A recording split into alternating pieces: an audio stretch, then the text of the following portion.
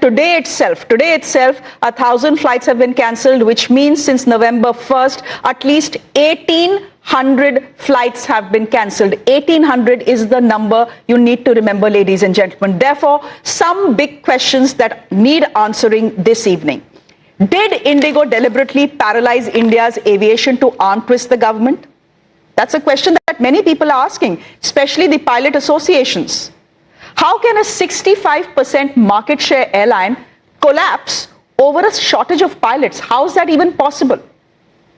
Why did Air India operate normally under the same rules? Only Indigo didn't. Who is running India's skies? The government or a private airline with a foreign CEO? Those are questions, ladies and gentlemen, that need answering, and these are not questions that the opposition is posing. These are questions that paying citizens and flyers in this country are asking.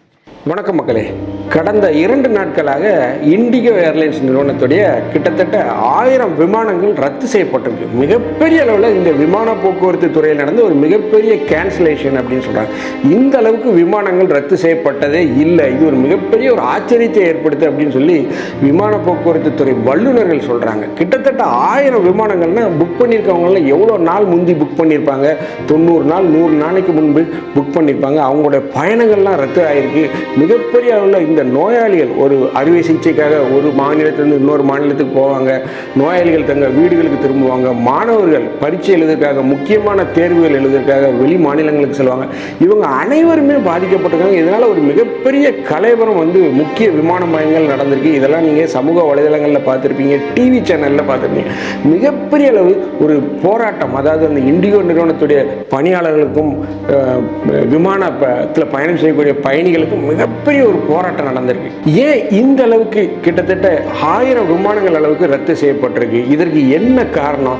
DGCA, director general of civil aviation என்ன செய்கிறாங்க? இதெல்லாம் அவங்க கண்காணிக்கிறாங்களா? ஏன் indigo நிறுவனத்தில் மட்டும் இந்த மாதிரி 1000க்கும் மேற்பட்ட விமானங்கள் ரத்து செய்யப்பட்டிருக்கு? மிச்ச நிறுவனங்கள்லாம் அழகாக போயிட்டு தானே இருக்குது. ஏர் இந்தியா போயிட்டு இருக்கு, ஸ்பைஸ் ஜெட் போயிட்டு இருக்கு, எல்லா நிறுவனங்களும் போயிட்டு தானே இருக்குது. அவங்க விமானங்கள் ஆப்ரேட் பண்ணிட்டு தானே இருக்காங்க. ஏன் இண்டிகோ நிறுவனத்துக்கு மட்டும் இந்த சிக்கல்? இண்டிகோக்கு என்ன கொம்பா முளைச்சிருக்கு? அப்படிங்கிற லெவலில் மிகப்பெரிய அளவில் மக்கள் கேள்விகள் எழுப்பியிருக்காங்க. விமான வல்லுநர்கள் இருக்காங்க இல்லையா, அந்த ஏவியேஷன் ஸ்பெஷலிஸ்ட், அவங்கெல்லாம் பல்வேறு சந்தேகங்களை எழுப்பியிருக்காங்க. மத்திய விமான போக்குவரத்து துறை அமைச்சர் என்ன சொல்லியிருக்காருன்னா, இந்த பிரச்சனை நாங்கள் இதோட விடமாட்டோம், தீவிரமாக விசாரிப்போம். மக்களுக்கு ஏற்பட்ட அந்த பயணிகளுக்கு ஏற்பட்ட அந்த இடைஞ்சலுக்கு அந்த எதுகளுக்கு நாங்கள் இழப்பீடுகளை பெற்று தருவோம் அப்படின்னு சொல்லி ஆறுதலான வார்த்தைகள்லாம் அரசு தரப்பில் சொன்னாலும், ஏன் இண்டிகோ நிறுவனத்துக்கு மட்டும் இந்த பிரச்சனை? ஏன் மிச்ச நிறுவனங்கள்லாம் நல்லா தானே இருக்குது? இதில் மிகப்பெரிய ஒரு சதி இருக்குது. ஒரு அரசுக்கு எதிராக இண்டிகோ நிறுவனம் செயல்படுற மாதிரி வல்லுநர்கள் சொல்கிறாங்க. ஏன் இண்டிகோ நிறுவனத்தில் இவ்வளவு பெரிய பிரச்சனை? அதை பற்றி தான் நம்ம இந்த நிகழ்ச்சியில் பார்க்க போகிறோம். நான் உங்கள் ஜோசப். வாங்க நம்ம இப்போ நிகழ்ச்சிக்குள்ளே போகலாம்.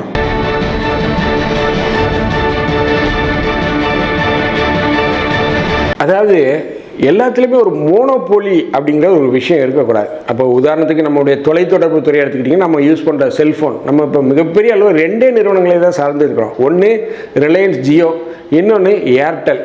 வோடாஃபோன் கொஞ்சம் சிக்கில் இருக்கிறாங்க. அடுத்து பிஎஸ்என்எல் சொல்லவே வேண்டாம், அவங்க மிக குறைந்த அளவில் தான் மார்க்கெட் ஷேர் வச்சுருக்காங்க. மிகப்பெரிய அளவில் மார்க்கெட் ஷேர் வச்சுருக்கிறது யார் அப்படின்னு பார்த்தீங்கன்னா ஜியோவும், இரண்டாவதாக ஏர்டெல் தான். இந்த 2 நிறுவனங்களை தான் நம்ம சார்ந்திருக்கோம். மோனோபோலி அப்படிங்கிற லெவலில் தான் இருக்கும். ஒருவேளை ஏர்டெல் நாளைக்கு சிக்காயிட்டாங்கன்னா ஜியோவை மட்டும்தான் நம்ம சார்ந்திருக்கக்கூடிய ஒரு சூழல் இருக்கும். அதே போல தான் இந்த விமான போக்குவரத்து துறையிலையும் பார்த்திங்கன்னா கிட்டத்தட்ட 65% மார்க்கெட் ஷேர், சந்தை பங்களிப்புன்னு சொல்லுவாங்க இல்லையா, 65% மார்க்கெட் ஷேரை இந்த இண்டிகோ நிறுவனம் தான் வச்சிருக்கு. பல்வேறு வழித்தடங்களில், ரூட்ஸில் சொல்லுவோம் இல்லையா, பஸ் ரூட்டுன்னு மாதிரி பல்வேறு ஏர் ரூட்ஸ், விமான வழித்தடங்களில் இவங்க தான் மிகப்பெரிய அளவில் இந்தியாவிலிருந்து இந்த விமானங்களை இயக்கிக்கிட்டு இருக்காங்க. கிட்டத்தட்ட 65% மார்க்கெட் ஷேரும் 5500 விமானிகளும் இருக்காங்க. 5500 விமானிகள், அதாவது பைலட்ஸ் என்று சொல்லக்கூடிய 5500 விமானிகள், பைலட் மட்டுமே இவங்ககிட்ட இருக்காங்க. மிகப்பெரிய அளவில் ஒரு நிறுவனமாக பார்க்கப்படுது. நேற்று இந்த நிறுவனத்துடைய சந்தை மதிப்பு ஷேர் மார்க்கெட்டில் ஸ்டாக் வேல்யூ கிட்டத்தட்ட 6% வீழ்ச்சி இருந்திருக்கு. இது ஒரு மிகப்பெரிய வீழ்ச்சி அப்படின்னு சொல்கிறாங்க. ஏன் இந்த பிரச்சனைக்கு என்ன காரணம் அப்படின்னு பார்த்தீங்கன்னா, இதற்கு அரசு விதித்த விதித்த 2 முக்கியமான கண்டிஷன்கள் தான் காரணம் அப்படின்னு சொல்கிறாங்க. என்ன கண்டிஷன் அப்படின்னு பார்த்தீங்கன்னா, அதாவது அரசு எப்பவுமே பார்த்தீங்கன்னா சில துறைகளை வந்து சீர்படுத்தணும், அதை வந்து ஒழுங்குமுறைப்படுத்தணும், சில திட்டங்களை அறிவிப்பாங்க. அதுவும் குறிப்பாக இந்த விமான போக்குவரத்து துறையில் செய்யணும்னு சொல்லிட்டு இருந்தாங்க. எதற்கு அப்புறம் இந்த விஷயம் ரொம்ப சூடுபிடிக்க ஆரம்பிச்சதுன்னு பார்த்தீங்கன்னா, இந்த ஏர் இந்தியா நிறுவனத்துடைய விமானம் மிகப்பெரிய விபத்துக்குள்ளாச்சு இல்லையா, பல 100 பேர் உயிரிழந்தாங்க, உங்களுக்கே தெரியும். அந்த விபத்துக்கு அப்புறம் வந்து பார்த்திங்கன்னா இந்த துறையில் விமான துறையில் என்னென்ன பிரச்சனைகள் இருக்குது பயணியர் விமான போக்குவரத்து துறையில் அப்படிங்கிறத அரசாங்கம் ஆராய தொடங்கினாங்க. அது மிக தீவிரமாக இறங்கினாங்க. ஸோ அதனுடைய வெளிப்பாடு தான் அவங்க ஸ்ட்ரிக்டாக சில விதிமுறைகளை அமல்படுத்துறாங்க. அதற்கு என்ன பேர் அப்படின்னு பார்த்தீங்கன்னா ஸ்ட்ரிக்ட் ரோஸ்டரிங் ரூல்ஸ் அப்படின்னு சொல்கிறாங்க. அதாவது என்ன சொல்கிறாங்க அப்படின்னா FDTL, அதாவது ஃப்ளைட் டியூட்டி டைம் லிமிட்டேஷன் அப்படிங்கிறாங்க. அதாவது விமான போக்குவரத்து துறையில் பார்த்தீங்கன்னா 2 பிரிவுகள் உண்டு. ஒன்று ஃப்ளையிங் ஸ்டாஃப் அப்படின்னு சொல்லுவாங்க, அதாவது விமானிகள், பைலட் மற்றும் அங்கே இருக்கக்கூடிய ஏர் ஹோஸ்டஸ், இவங்க வந்து ஃப்ளையிங் ஸ்டாஃப், இவங்க விமானத்தில் பறந்துக்கிட்டே இருப்பாங்க. அடுத்து வந்து கிரவுண்ட் ஸ்டாஃப்ஸ்னு சொல்லுவாங்க, விமானம் தரையிறங்கும் போது அங்கே தரையிறங்கத்தை கண்காணிக்கக்கூடிய அதிகாரிகள், அங்கே இருக்கக்கூடிய ஊழியர்கள், அந்த விமானத்தை அந்த வழித்தடத்தில் கொண்டு நிறுத்தக்கூடிய அதிகாரிகள், விமானத்துக்கு பெட்ரோல் போடுறவங்க, அதில் இருக்கக்கூடிய கழிவுகளை நீக்கிறவர்கள், உடைமைகளை லக்கேஜ் எடுத்து, இதெல்லாம் வந்து இந்த கிரவுண்ட் ஸ்டாஃப்ஸ்னு சொல்லக்கூடிய துறையினர் கையாளுவாங்க. ஸோ இந்த விமான போக்குவரத்து துறையில் தான் இந்த 2 பிரிவுகள் ரொம்ப முக்கியமானவை. ஸோ இதை சீர்படுத்தணும் அப்படின்னு சொல்லி அரசு கொண்டு வந்த அந்த திட்டம் தான் வந்து பார்த்தீங்கன்னா ஃப்ளைட் டியூட்டி டைம் லிமிட்டேஷன் அப்படின்னு சொல்கிறாங்க. இதை வந்து DGCA அறிமுகப்படுத்திருக்காங்க, director general of civil aviation தான் கொண்டு வந்திருக்காங்க. இது வந்து ஊழியர்கள் மத்தியில், அதாவது இந்த விமானத்துறையில் இருக்கக்கூடிய ஊழியர்கள் மத்தியில் ஒரு மிகுந்த வரவேற்பை பெற்றிருக்கு. விமான நிறுவனங்கள், இப்போ இண்டிகோ மாதிரி எத்தனை கம்பெனிகள் இருக்குது, அனைத்து நிறுவனங்களுமே இதை வரவேற்றிருக்காங்க. ஸோ அதில் வந்து பார்த்தீங்கன்னா இந்த அரசு கொடுத்த மிக முக்கியமான கண்டிஷன் அப்படின்னா pilots must get 48 consecutive hours rest a week. அதாவது ஒரு விமானத்தை ஓட்டக்கூடிய பைலட்டுக்கு 48 மணி நேரம் வந்து ஒரு வாரத்தில் தொடர்ச்சியாக அவருக்கு வந்து ஓய்வு கொடுக்கணும், விடுமுறை கொடுக்கணும் அப்படிங்கிறத சொல்கிறாங்க. மேலும் நைட் லேண்டிங், இரவில் வந்து இந்த விமானங்கள்லாம் தரையிறங்கும் போது அது வந்து கொஞ்சம் ஒரு சிக்கலான விஷயம் தான். அதில் ஏன்னா சரியான அளவு விசிபிலிட்டி இருக்காது, பார்வையை தெரியாது. ஸோ அதில் ஒரு சேலஞ்சிங்கான ஜாப் இது. ஸோ அதில் வந்து பார்த்திங்கன்னா அதிகபட்சமாக இதற்கு முந்தி 6 தடவை வரைக்கும் இரவில் வந்து விமானிகள் வந்து நைட் லேண்டிங் பண்ணணும் அப்படின்னு அதை வந்து இப்போ இந்த அரசாங்கம் என்ன சொல்லியிருக்குன்னா 2 தடவை தான் நீங்கள் பண்ணணும் அப்படிங்கிறத குறித்து குறைத்திருக்காங்க. இது வந்து ஒரு மிக முக்கியமான பார்க்கப்படுது. இது பைலட்கள் சங்கத்தால் வரவேற்கப்படுது. அவங்க வந்து விமான ஓட்டுநர்கள் சங்கம் இருக்கு இல்லையா, பயணிகள் அந்த பைலட்டுகள் சங்கம், அவங்க அதை வரவேற்றிருக்காங்க.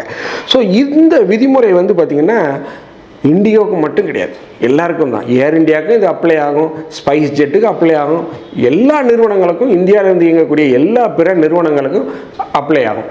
பட் ஆனால் இண்டிகோவில் மட்டும் ஏன் இந்த சிக்கல், ஏன் இந்த சிக்கல் ஏர் இந்தியாவில் வரல, ஏன் இந்த சிக்கல் ஸ்பைஸ் ஜெட்டில் வரல, இண்டிகோவில் மட்டும் ஏன் இந்த சிக்கல் வருது? இதுதான் வந்து ஒரு மிகப்பெரிய கேள்வியை விமான வல்லுநர்கள், அந்த விமானத்துறையில் இருக்கக்கூடிய வல்லுநர்களுக்கு ஏற்படுது. அவங்க என்ன சொல்கிறாங்க அப்படின்னா இது அரசை மிரட்டி பார்க்கக்கூடிய ஒரு செயல் அப்படின்னு சொல்கிறாங்க. ஏன் அப்படின்னா இந்த இண்டிகோ நிறுவனம் 65% மார்க்கெட் ஷேரை வச்சிருக்கு. வேறு எந்த ஒரு நிறுவனங்களுக்கு இந்த அளவுக்கு மார்க்கெட் ஷேர் கிடையாது. ஏன்னா 2ஆம் இடத்துல தான் வந்து இந்த ஏர் இந்தியா இருக்குது. ஸோ இவ்வளவு மிகப்பெரிய அளவில் இந்தியாவிலேருந்து பிற நாடுகளுக்கும் முக்கிய மாநிலங்களுக்கும் இந்த இண்டிகோ தான் வந்து விமானங்களை இயக்குறாங்க. ஸோ இப்படி பெரும்பாலான மக்கள் இந்த இண்டிகோ அப்படிங்கிற ஒரு நிறுவனத்தை நம்பி இருக்கிறதுனால அந்த நிறுவனம் இந்த விதிமுறைகளை ஏற்க மாட்டேன்னு ஒரு உள்ளூரை நினைத்து இந்த மாதிரியே செஞ்சுருக்கலாம். அதாவது அரசு வந்து ஒரு விதிமுறை அமல்படுத்தும் போது அந்த நிறுவனத்தில் இருக்க எல்லாருக்கும் சொல்லியிருப்பாங்க, கூட்டு மீட்டிங் போட்டிருப்பாங்க, இன்ஃபார்ம் பண்ணியிருப்பாங்க, மெயில் போட்டிருப்பாங்க, எல்லாம் பண்ணியிருப்பாங்க. அப்போ மிச்ச நிறுவனங்கள்லாம் இந்த விதிமுறைகளை ஏற்றுக்கொண்டு அதற்கேற்றா போல் தங்களுடைய டெய்லி ஒர்க் மேனேஜ்மெண்ட் சொல்லுவோம் இல்லையா, DWM மாற்றி அமைக்கும் போது இண்டிகோவுக்கு என்ன கொல்ல? ஆனால் இண்டிகோடைய CEO என்ன சொல்கிறாரு, மன்னிப்பு வைக்கிறாரு, எங்களை மன்னிச்சுக்கோங்கன்னு சொல்லி வீடியோ வெளியிடுறாரு. ஏன் ஏர் இந்தியாலாம் தயாராகுது, மிகப்பெரிய நிறுவனம் ஏர் இந்தியா, இண்டிகோவோட மிகப்பெரிய ஒரு நிறுவனம் ஏர் இந்தியா, பல்வேறு துறைகளில் இருக்காங்க, பல மடங்கு கம்பேர் பண்ணால் ஃபினான்ஷியலாக ரொம்ப ஸ்ட்ராங்கான நிறுவனம் ஏர் இந்தியா. அவங்களாம் அதுக்கேற்றாப்புல மாறிக்கிறாங்களா, அதுக்கேற்றாப்புல பைலட்ஸை கொண்டு வர்றாங்க, அதுக்கேற்றாப்புல கிரவுண்ட் ஸ்டாஃப்ஸ் அவங்களுடைய ஒர்க்கை மாற்றி அமைக்கிறாங்க. இந்தியாவுக்கு மட்டும் என்ன கொல்ல? ஸோ இங்கே தான் வந்து ஒரு மோனோபோலி, நம்ம நினைச்சது வைக்கிறதா சட்டம், அது எவனும் கேட்க முடியாது, எல்லாம் நம்ம தான் பண்ணுறோம், நம்ம தான் ஆப்ரேட் பண்ணுறோம், வேறு யாரும் கிடையாது அப்படிங்கிற ஒரு எண்ணம், ஒரு மனப்பான்மை, அதாவது பெரிய எண்ணன் மனப்பான்மைன்னு சொல்லுவாங்க இல்லையா, அந்த பெரிய எண்ணன் மனப்பான்மையில் தான் இந்த இண்டிகோவுடைய நிர்வாகம் இயங்கிக்கிட்டு இருக்கு அப்படின்னு சொல்கிறாங்க. ஏன் அப்படின்னு பார்த்தீங்கன்னா அரசாலையும் ஏன் தட்டி கேட்க முடியலன்னா, ஏன்னா அரசுகிட்டையும் வந்து ஒரு விமான போக்குவரத்து கிடையாது. இந்த ஏர் இந்தியா இந்திய அரசாங்கம் வசம் இருந்தது, இப்போ அதையும் விட்டியாச்சு. நம்மகிட்ட ஏர்போர்ட் மட்டும்தான் இருந்ததுன்னு சொன்னாங்க, இப்போ ஏர்போர்ட்டும் லீஸுக்கு கொடுத்தாச்சு. அதானி அம்பானி போன்ற நிறுவனங்கள் வைத்திருக்காங்க. ஸோ அமைச்சர் மட்டும்தான் நம்மகிட்ட இருக்காரே தவிர நம்மகிட்ட ஏரோப்ளேன் கிடையாது, ஏர்போர்ட்டு கிடையாது. அப்படி இருந்தால் மக்களுடைய நிலைமை இப்படி தான் இருக்கும்.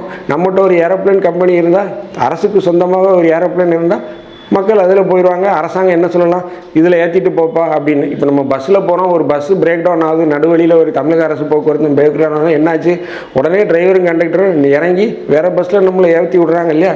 அதே போல தான் இந்த மாதிரி விமானத்துறையில் சிக்கல் வரும்போது இந்திய அரசுக்கென்று ஒரு விமானம் இருந்ததுன்னா, ஒரு விமான கம்பெனி இருந்ததுன்னா அதில் மாற்றி விடலாம். அப்படி இல்லாத போது மற்ற தனியார் நிறுவனங்கள் தான் அரசு கேட்க முடியும், ரெக்வஸ்ட் தான் பண்ண முடியும். நீ ஏற்றிட்டு போகணுன்னு அவங்கள சொல்ல முடியாது. இதுதான் நிலைமை. இது மக்களுடைய தலையெழுத்து. அதாவது மோனோபோலி ஆயிடணும் அப்படின்னு ஒரு நிறுவனம் நினைத்து என்னைக்கு வருதோ, மக்கள் இந்த மாதிரியான பிரச்சனைகளை எதிர்கொள்ளத்தான் வேணும். அதை தான் உதாரணத்துக்கு நான் உங்களுக்கு சொன்னேன், ஏர்டெல் ஜியோவை நம்பி இருக்கோம். நாளைக்கு இந்த நிறுவனங்களில் எதுவும் ஒரு பிரச்சனை வந்துச்சுன்னா மக்கள் பாடு திண்டாட்டமாக தான் ஆயிரும். அதற்கு ஒரு அருமையான உதாரணம் தான் இந்த இண்டிகோ. ஸோ அரசு இப்போதாவது சுதாரித்து கொண்டு இந்த துறையில் மேலும் பல நிறுவனங்கள் வருவதற்கு வழிவகுக்கணும். இந்த துறையில் இருக்கக்கூடிய சிக்கல்களை கலைந்து, இந்த துறையில் இருக்கக்கூடிய மிகப்பெரிய நிதி சிக்கல்களை எல்லாம் கலைந்து எல்லாம் வரணும். இதற்கு முந்தி பார்த்திங்கன்னா மிகப்பெரிய நிறுவனங்கள்லாம் இந்த விமான போக்குவரத்து துறையிலேருந்து வெளியேறியிருக்காங்க. மிகப்பெரிய ஜெட் ஏர்வேஸ் இருந்தது, நரேஷ் கோயல் ஜெட் ஏர்வேஸ் எங்கே போச்சுன்னே தெரியலை, கிங்ஃபிஷர் எங்கே போச்சுன்னே தெரியலை. இப்படி மிகப்பெரிய அளவில் இந்த விமான போக்குவரத்து துறை அப்படிங்கிறது ஒரு ஆதிக்கம் செலுத்தணும், வேற யாரும் வரக்கூடாது, நம்ம 2 பேரும் தான் இருக்கணும், நம்ம மட்டும்தான் இருக்கணுங்கிற நிலைமையில செயல்பட்டு இருப்பதாகத்தான் செய்திகள் வருது. ஸோ அதனுடைய வெளிப்பாடு தான் இந்த இண்டிகோ ஏர்லைன்ஸில் ஏற்பட்ட இந்த மிகப்பெரிய சிக்கல். அதாவது ஏர் இந்தியாவில் இந்த பிரச்சனை வரல, ஸ்பைஸ் ஜெட்டில் இந்த பிரச்சனை வரல, அப்போது இண்டிகோவில் மட்டும் இந்த பிரச்சனை வருது அப்படின்னா இங்கே தான் நம்ம யோசிக்கணும். இந்த வீடியோ உங்களுக்கு பிடிச்சிருந்தா தயவுசெய்து லைக் பண்ணுங்கள், ஷேர் பண்ணுங்கள், சப்ஸ்கிரைப் பண்ணுங்கள். மறக்காமல் உங்கள் கருத்துக்களை கமெண்ட் செக்ஷனில் சொல்லுங்கள். நன்றி, வணக்கம்.